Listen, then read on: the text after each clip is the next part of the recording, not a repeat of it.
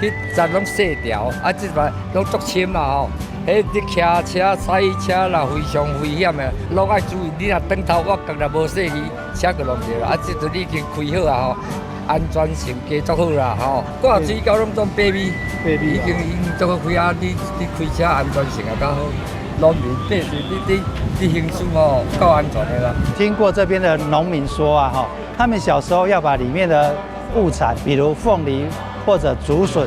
運送出來的時候，光是走損傷的農作物就很多很多，他們做夢都不敢想象，到現在竟然有一條這麼8米寬的柏油路，可以讓他們把裡面的物產運送出來。第3條聯外道路，它的長度是2.9公里啊，哈，那寬度是8公尺。廠區聯絡道 A， 它的長度是4.9公里啊，哈，合計就是7.8公里，寬度一樣都是8公尺。所以做好之後，不管是第3條聯外道路，它是串聯到關廟地區，就是由湯山營區的西北側，然後可以連接到台19甲線。所以這一條除了給軍方炮校使用以外，也可以帶動關廟相關農產品的運輸啊。哦，所以以前的寬度產業道路大概都4到6米寬，那我們現在都拓寬到8米。除了對軍方訓練運輸有提升它的效率以外，也順便帶動我們地方交通還有農產品的運輸。未來也可以結合到我們炮校遷建之後，永康跟炮校2個地方雙核心的發展。掌握施政3分鐘，台南進步向前衝。請柬，好，請現場各位嘉賓掌聲鼓勵。那非常感謝國防部，感謝陸軍以及炮兵訓練指揮部他們的一個用心哦。一方面國軍的訓練更精實，一方面能夠讓地方的發展更繁榮，共同來迎接了炮校搬遷到關廟的新紀元。台南市在炮校遷移的時候，也協力國防部，一方面做好這個土地重劃，一方面支付國防部年初剛支付了將近97億的資金來挹注這個國防部的基金，那也能夠讓炮校的遷移能夠更順利。謝謝國防部撥款來把3條聯絡道都能夠趕快積極的開闢，讓地方能夠繁榮，讓炮兵訓練學校他們的師生都對外聯絡更方便。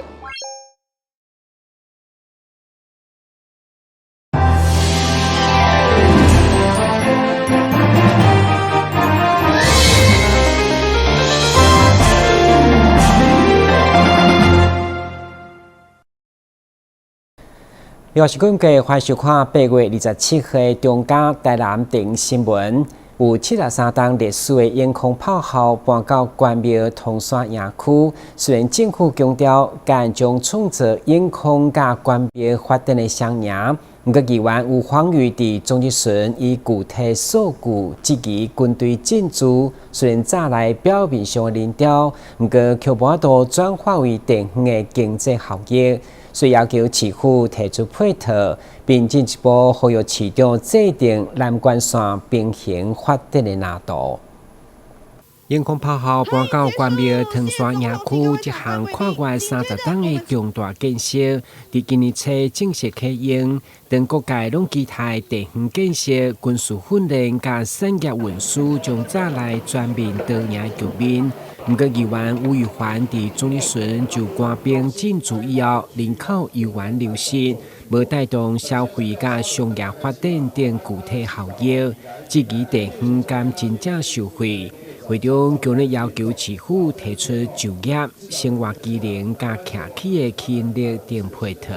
115年7月底，我們又降到了33007人，2000多位官兵來進駐以後，9個月人口我們又流失了230人，代表單靠着我們軍方進駐還有道路改善並沒有真正的解決我們的人口流失。那我們的民政局在這邊，我們市政府有沒有分析關廟人口在湯山營區進駐後，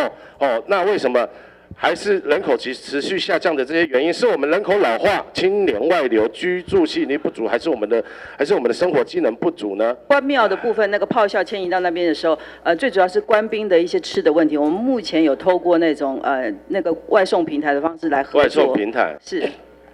好。我是覺得我們的人進來不代表錢會留下來，我們市政府我們要想辦法把人流變成商機新的就業的部分還沒形成，商業性一個鄉村的形成都是好幾年，我想市府都會逐步去做。講的是戶籍人口，對。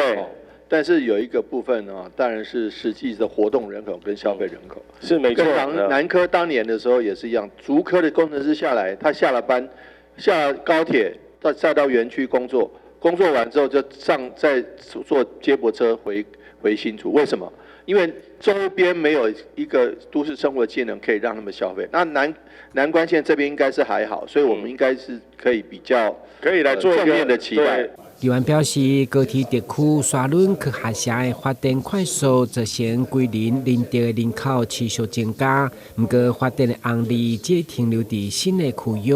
關廟兩家發展猶原停頓，所以要求市府制定南關線平行發展的藍圖。對此，市長表示，南關線四區各自發揮優勢，南關線的發展並未有難關。台南新聞軍籍林英根採訪報道。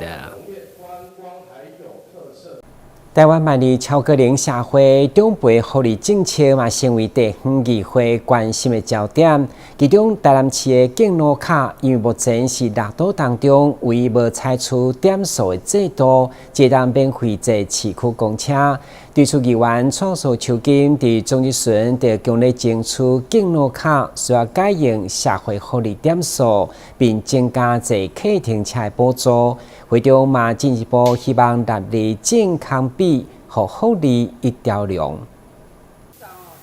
議員創造邱金在總集選以6都敬老卡的福利做一擺比較，結果獨島只有台南不是點數制度，只有免費坐公車等交通的優惠加服務，所以議員除了積極爭取增加社會福利的點數，嘛會加有坐客停車的補助，以及整合注疫苗、健康篩檢的健康比來回饋，和福利一條龍。我要建議局長，咱的健康比要規個做鄉親有利的方案，咱當結合3000買一寡因上好的店家產品刷落去，咱嘛希望咱的健康比，咱來結合咱的敬老卡，因健康比是指敬老卡是一個卡嘛，如果你把它結合，老人也方便使用。大家用嘛方便，要跟我們的共照雲來參加我們的這個 LINE 的共照雲，它在裡面呢，它就只要有打疫苗，還有做癌症篩檢做這些其他的運動，那都可以拿到我們台南市的健康幣，那它就可以在我們的這個網站上面就可以去兌換很多的日常用品啦，還有一些像是銀髮餐廳的一些餐券等等。能夠健康幣結合敬老卡也是一個很好的構想，避免就是說，但是重點說中間有一些行政程序。剛剛局長跟您報告了，就是說我們一分不是普遍都有是你有配合做疫苗接種，你有來做健檢，你有來做癌症篩檢，你有做出一些動作，我們才給你這個。所以說，就是講，一方面做健檢，一方面做疫苗接種，一方面做癌症篩檢，伊就較健康，較袂破病。安尼對伊嘛好，對咱嘛好，咱要較袂支出足儕健保的費用。個然後咱用一個健康幣，互伊嘛有得到鼓勵安尼嘛。全國性的健康幣預計10月正式上路，不過台南市以健康公照雲所推動的健康幣已經5檔，用戶超過50萬人。所以如何將鼓勵注疫苗、做健康檢查、甲癌症篩檢的健康幣整合，市長委特表示，這是好的構想，會當考慮。台南新聞軍籍林英根採訪報道。台南市應有發展機器人產業的成熟條件，在中央全力的支持，嘛一步一步建立完整的供應鏈。除了在沙崙設立智慧機器人研究中心，6甲設立機器人創新應用研發中心。26號在柳營科技園區的機器人量產基地嘛正式開幕，希望結合產官學研的力量，帶動台南邁向智慧產業的新時代。為代替消防人員清理高溫濃煙有毒的高風險火場，這台全國產的消防機器人已經正式投入台南救災，並成功完成任務。那個垃圾掩埋場。那最近像那個安南那邊的爆炸案，那這台機器人都有出動。它主要的任務就是說避免人去接觸到這個風險。第二個就是說解決一些人力不足的問題。那已經在很多的火場裡面都被驗證了這台機器人它的功效。除了消防機器人在柳營科技園區出現，包括當提供病人變身、減輕護理負擔、甲解決長期接護人力不足的機器人，嘛將一步一步走入臨床階段。目前這樣的一個機器人，我們在研發階段，那它是屬於一個原型機。那我們有跟這個民間的這個長照中心去合作，所以我們在這個台南的六甲的機器人研發中心這邊，我們有實際上去搭建一個跟我們合作的長照業者一模一樣的一個1比1的一個病房。那我們在那邊搭建好之後，我们就把機器人在這個場域去做相關的這個訓練。訓練完之後呢，我們這個階段性的模擬場域的訓練已經完成。那我們預計在這個今年的年底，我們會將機器人送到這個合作這個長照中心去，來做進一步的這個訓練。為了加速相關智慧機器人的技術成熟發展進入量產，台南市8月26號正式將智慧機器人的產業發展創新中心在柳科來啟用。3、2、1，請啟動！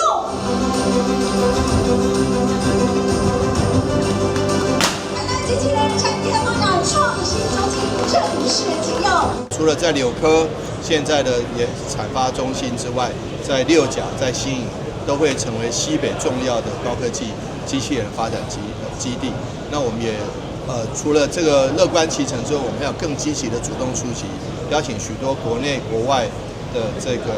機器人研發跟生產業者一起來。台南科巴本身就有真強的金屬製品甲機械設備的製作業基礎，所以將智慧機器人設在柳營科技園區，更是利用該優勢，除了啟用完整的生態供應鏈，結合產官學研的力量，將沙輪六角形成智慧機器人的黃金三角。台南新聞軍籍採訪報道。台南市文化資產管理處經過3檔的規劃，推動社區跟環境改造計劃，分階段串聯11位的重要古蹟，一步一步形成台南夜間的文化走廊。目前已經有8位完成改造，預計今年底進程得當全數完工。透過光影設計，重新看見古蹟建築的水。嘛，讓歷史建築在暗時呈現無同的吸引力。台南府城有眾多古蹟、宮廟與歷史建築，先天已有豐厚的文化底蘊。文化資產管理處歷經3年規劃，推動城市光環境改造計劃，透過光影雕琢，展現與白天截然不同的風華。佛要金裝，人要衣裝，古蹟呢，古蹟要光裝，用我們的很棒的燈光光影，能夠打造一個非常非常漂亮。除了在白天看起來光彩奪目，在夜間看起來更是光耀照人的地方。目前分階段串聯11處重要古蹟，已有8處完成改造，包含4點五廟、大天後宮、開基武廟、開基靈佑宮、廣安宮、原台南州會、原台南合同廳舍等等。其他場域將在今年底陸續完工。我們要處理的呢是光等於一個文化的一個轉譯，在今年年底會完成的第3區呢，事實上就是觀音亭，還有台南州廳，然後還有孔廟這幾個區域。隨着光環境設計逐步完成，系列體驗活動也陸續展開，推出夜間走讀、美學講座、古蹟限定演出，帶民眾理解光環境如何回應歷史脈絡與建築特色，結合地方文化、旅宿觀光與導覽能量，讓光環境成為地方創生的重要力量。記者陳懷談的報道。旅遊景點、私房秘境、弄底家，特色美食、樂利哉，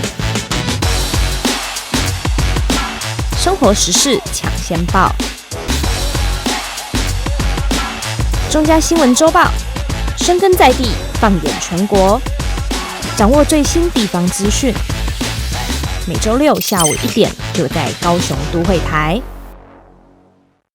騎機車佇路頂時常會拄到煞兩段式倒彎路口，不過當進入大專區進前，你敢會拍方向燈呢？如果要拍燈，先該拍倒彎還是正彎？相信有真濟民眾也無清楚。現在對着鏡頭，做回來聽正確答案。騎摩托車在路上經常會碰到需要兩段式左轉的路口，不過在進入機車待轉區前，到底該打左轉方向燈還是右轉方向燈？關於這個問題，不少人到現在還是滿頭問號。我覺得要打左轉燈，右邊燈啊，還是要右轉燈。右轉燈就比較安全。对，就是先靠邊這樣子。除了方向燈的選擇讓用路人左右兩難，也有民眾擔心進入待轉區前如果打方向燈，可能會讓後方的車輛誤判行車動向，增加行車的風險。對此，民眾看法不一。我覺得要打比較好，讓後面的車子知道他要左轉和右轉，才不會發生那個撞擊嘛。如果待轉你要打右轉燈到右轉那個待轉區，這樣比較安全。很多都是發生這個車禍，我看過好幾個啊，都是他這邊衝過來，他馬上撞過去。個人進機車待轉區是沒有打燈。我一般都沒有打燈，因為打左轉燈跟右轉燈，其實對旁邊和後面的車輛都會誤解。那在這個過程中呢，因為沒有轉彎或是轉向的行為，因此呢，在這樣子的情況是不需要使用方向燈的。但是呢，也另外提醒機車騎士們，如果說接近路口，準備要進入右側的待轉格時呢，那請記得提前減速呢，並顯示剎車燈，那來提醒後方的來車保持安全的距離。機車騎士在進入待轉區時，雖然不必打方向燈，但還是要提前觀察路況，減速慢行，並且留意周遭車輛的動向，共同維護路口的行車安全。記者洪俊傑、李品榮高雄報道。以後坐公車有問題，唔免上車問司機。在台北市甲新北市的交通局，就共同宣布 AI 公車站長正式上線。民眾只要掃描車站的 QR code， 就當詢問坐公車的相關問題。目前有支援國語、台語甲英語3種語言，總共12000外的公車站攏會當使用，而且是24點鐘的服務。該政策一推出嘛，備受好評。用行動裝置掃描候車亭或站牌上的 QR code，AI 站長就會現身。為了提供民眾更智慧便利的乘車服務，台北市與新北市交通局及台北市公車聯營管理委員會與新北市公共汽車客運商業同業公會聯手導入人工智慧技術，開發雙北 AI 公車站長。即日起，在雙北12000多個站點正式上線，從搭乘路線、候車站位、到站時間、停靠站資訊及票價，甚至東西掉在車上等問題，民眾不用下載 App， 只要掃碼就可以直接口語化的詢問 AI 站長，並當場獲得解答，讓搭公車變得更簡單、更方便。我們雙北有12000多的站位，我們要全面把它上線，全面上線，所以各位。你們在站位上都有 QR code 的 ，QR code 只要掃碼的時候，你用語音來問他，他就給你回答。電腦不止也要經頭刀，還要經路線哦。我想以後大家民眾只要在站牌拿出手機掃描這個 QR code， 然後就可以問說這個 AI 站長，我們要怎麼到達目的地？那我想這個是在全國來說都是一個創舉。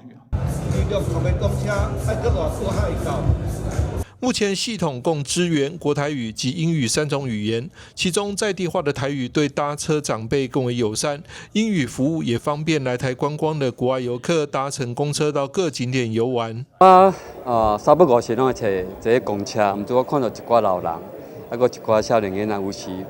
伊要坐公車，講要坐去什麼所在。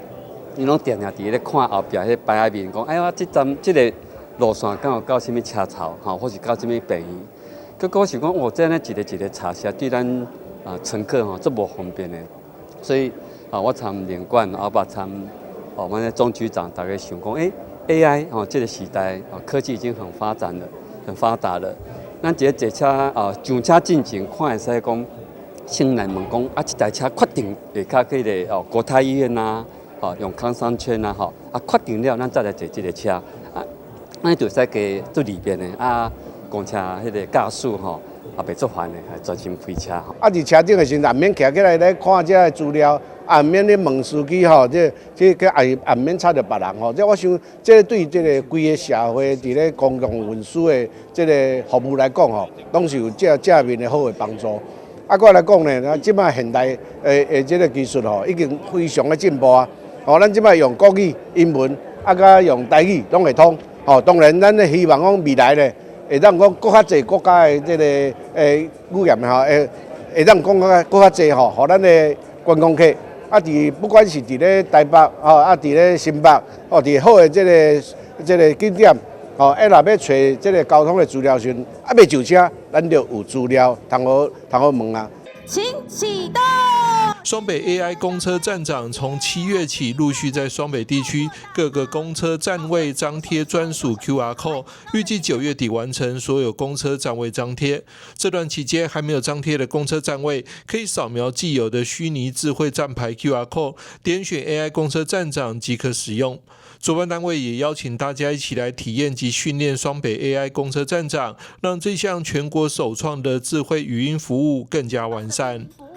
記者張啟騰台北報道。為了桃園的婦幼衛生所已經新增加一般兒科門診，會當提供家長就近帶囡仔來看醫生，嘛有注疫苗服務。衛生所表示，民眾會當透過線上預約來掛號，希望整合兒科門診加早療的資源，讓桃園婦幼健康服務更加完善。位在八德的桃園市婦幼衛生所，6月8號起新增一般兒科門診服務，請來專任的兒科醫師進駐，陪伴家長守護孩子健康，讓婦幼衛生所不僅提供早療服務，評估檢測疑似發展遲緩的孩子，也照看到一般兒童的身心健康，提供看診服務，協助家長及早掌握孩子的成長狀況。非常感謝桃園市政府投入資源，成立了這一家婦幼衛生所。我也非常榮幸能夠加入這個大家庭。大部分的話，小朋友還是以一般門診為主啦，就是上呼吸道感染、腸胃炎這些門診我們都可以涵蓋。然後，如果有一些發展遲緩的小朋友，語言方面的，還是說肢體動作方面的，我們也可以做進一步的評估，然後轉介給專任的醫師。這是一間我們台灣第一間唯一專門是婦幼的衛生所。我們結合了包括有護士、